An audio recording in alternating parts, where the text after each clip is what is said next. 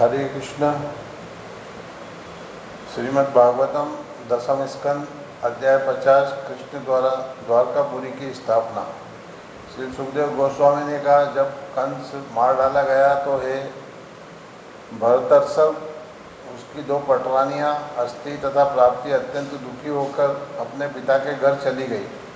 दुखी रानियों ने अपने पिता मगध के राजा जरासंध से सारा हाल कह सुनाया कि वे किस तरह विधवा हुई। ये राजन, यह अप्रिय समाचार सुनकर जरासंध शोक तथा क्रोध से भर गया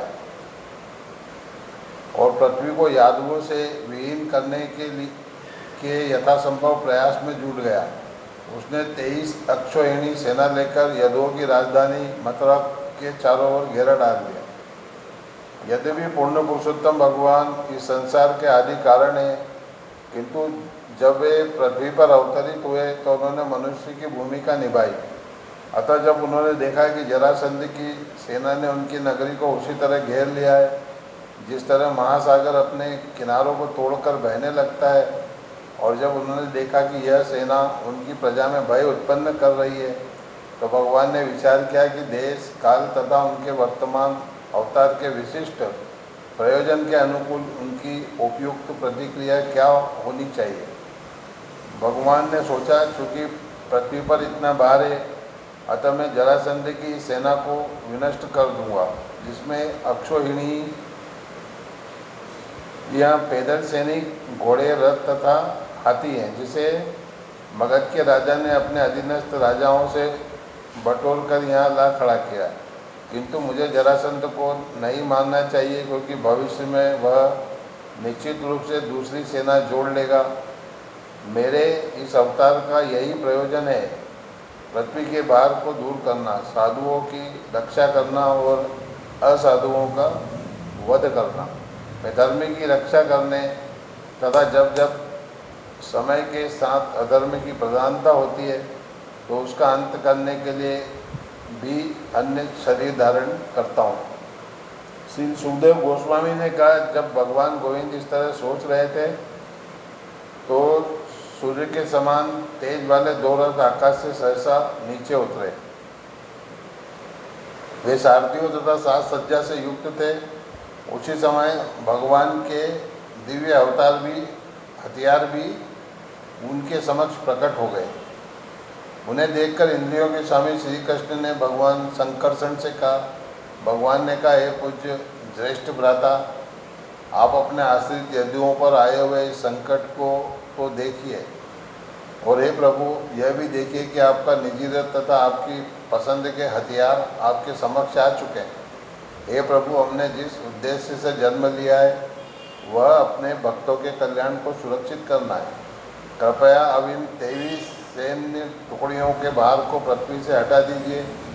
भगवान कृष्ण द्वारा अपने भाई को इस तरह आमंत्रित करने के बाद दोनों दशार कृष्ण तथा बलराम कवच पहनकर और अपने चमचमाते हथियारों को प्रदर्शित करते हुए रथों पर चढ़कर नगरी के बाहर चले गए।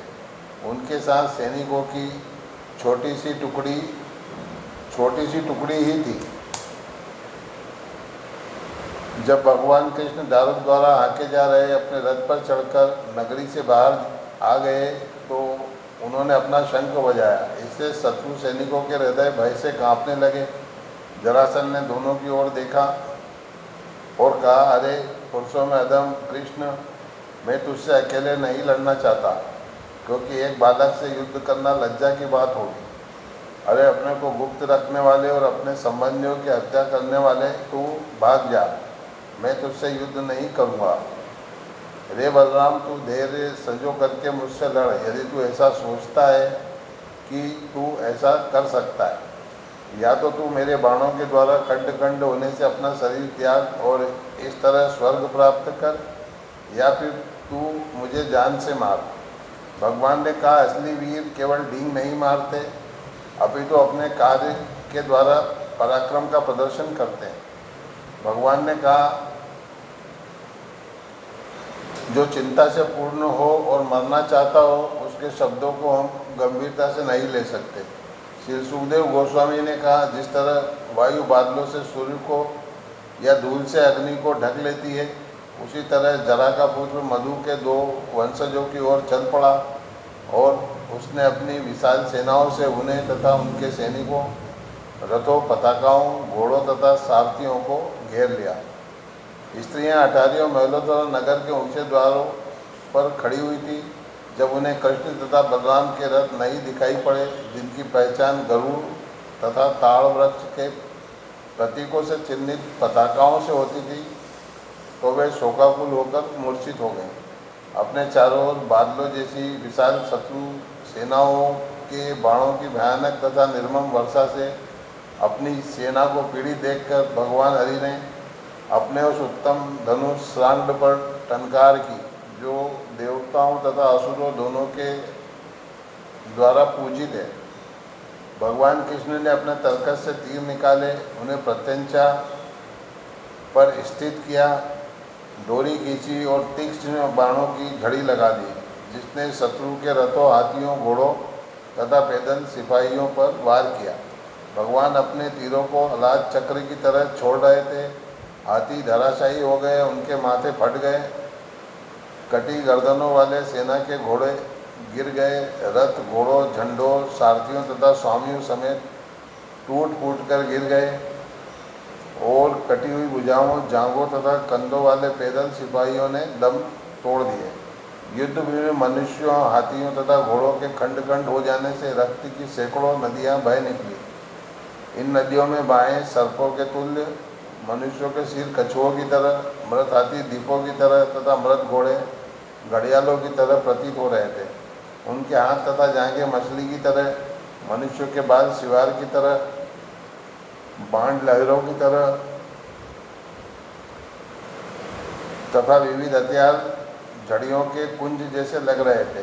रक्त की नदियां इन सारी वस्तुओं से पड़ी थी। रथ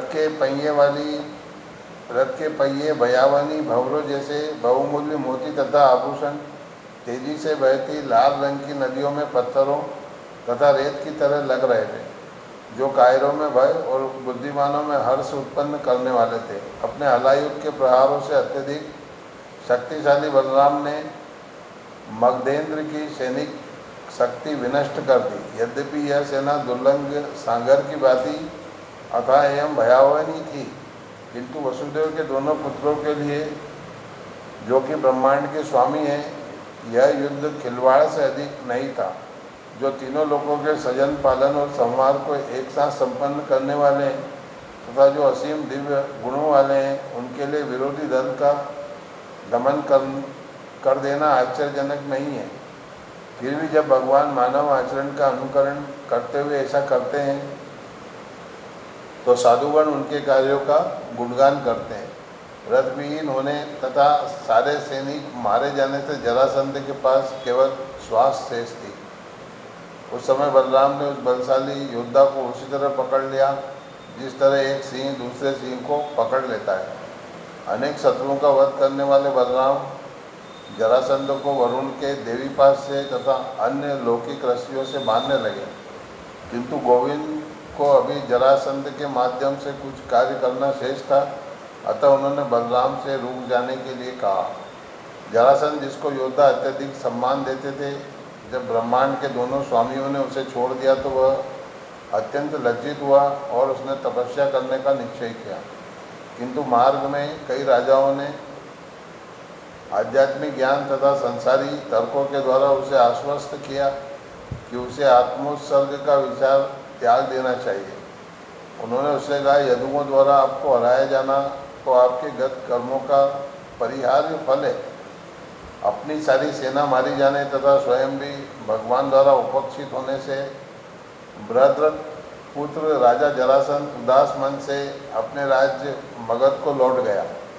भगवान मुकुंद ने अपनी अक्षत पूर्णतः सेना के द्वारा अपने शत्रुओं की सेनाओं के समुद्र को पार कर लिया था। स्वर्ग के निवासियों ने उन पर फूलों की वर्षा करते हुए उन्हें बधाई दी।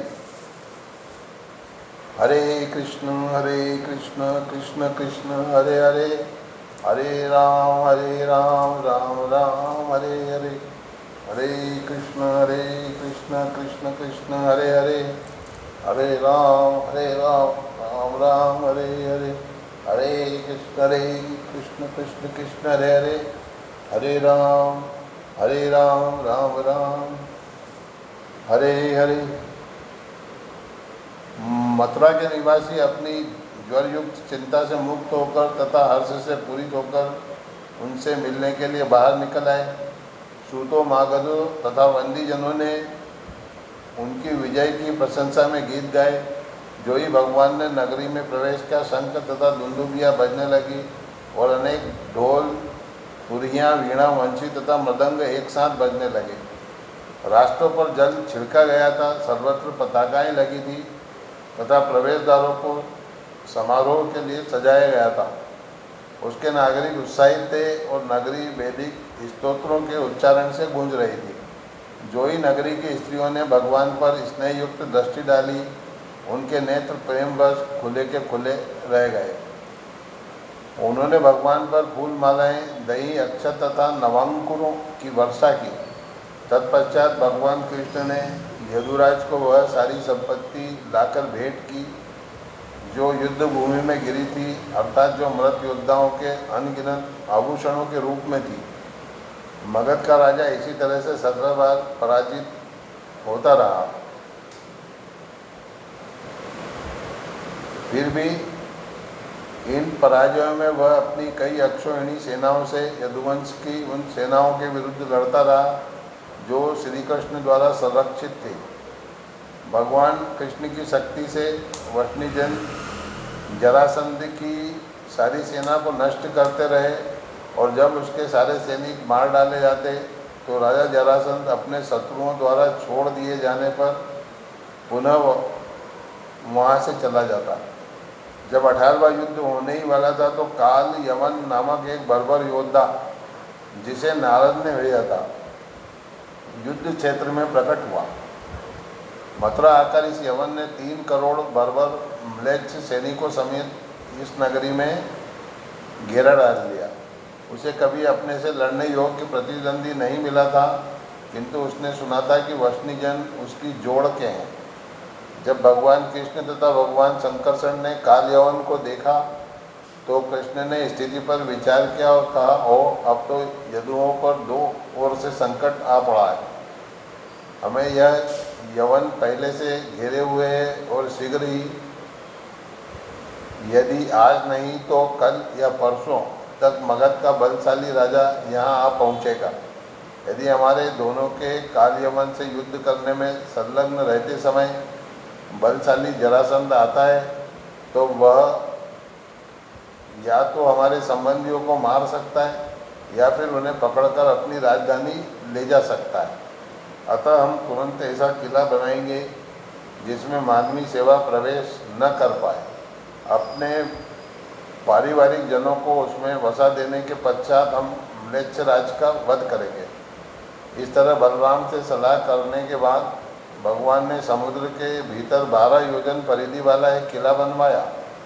इस किले के भीतर उन्होंने एक ऐसा नगर बनवाया जिसमें एक से बढ़कर एक अद्भुत वस्तुएं उपलब्ध थी।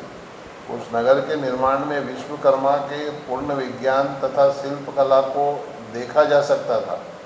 उसमें चौड़े मार्ग, व्यावसायिक सड़कें तथा चौराहे थे जो विस्तृत भूखंड में बनाए गए थे। उसमें भव्य उपवन थे और स्वर्गलोक से लाए गए वृक्षों तथा लताओं से युक्त बगीचे भी थे।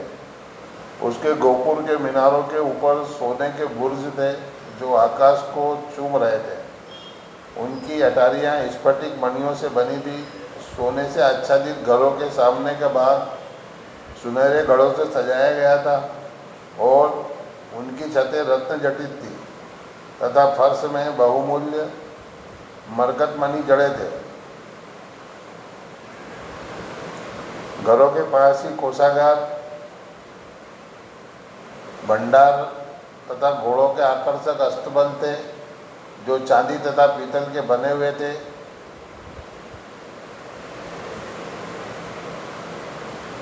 प्रत्येक आवास में एक चौकसी बुर्जी थी और घरेलू अर्चा विग्रह के लिए मंदिर था। यह नगर चारों वर्णों के लोगों से पूरित था और यदुओं के स्वामी श्री कृष्ण के महलों के कारण विशेष रूप से अलंकृत था। इंद्र ने श्री कृष्ण के लिए सुधर्मा सभागार ला दिया, जिसके भीतर खड़ा मनुष्य मृत्यु के नियमों से प्रभावित नहीं होता। इंद्र ने पारिजात वृक्ष भी लाकर दिया। वरुण ने मन के समान वेग वाले घोड़े दिए, जिनमें से कुछ श्याम रंग के थे और कुछ सफ़ेद थे। देवताओं के कोषाध्यक्ष कुबेर ने अपनी 8 निधियाँ दी और विभिन्न लोकपालों ने अपने अपने ऐश्वर्य प्रदान किए। हे राजन, जब भगवान पृथ्वी पर आ गए तो इन देवताओं ने उन सभी सिद्धियों को उन्हें अर्पित कर दिया जो उन्हें अपने विशेष अधिकार के निष्पादन के पहले प्राप्त हुई थी। जब भगवान कृष्ण ने अपनी योगमाया शक्ति के बल पर सारी प्रजा को नए नगर में पहुंचा दिया, तो उन्होंने बलराम से यह सलाह की जो मथुरा में उसकी रक्षा करने के लिए रह गए थे। तब गले में कमल के फूलों की माला पहने और बिना हथियार के भगवान कृष्ण मुख्य दरवाजे से होकर मथुरा से बाहर चले गए। इस प्रकार श्रीमद् भागवतम दशम स्कंद अध्याय 50 कृष्ण द्वारा द्वारकापुरी की स्थापना नामक अध्याय के भक्ति वेदांत श्लोकार्थ पूर्ण हुए। हरे कृष्ण कृष्ण कृष्ण हरे हरे, हरे राम राम राम हरे हरे।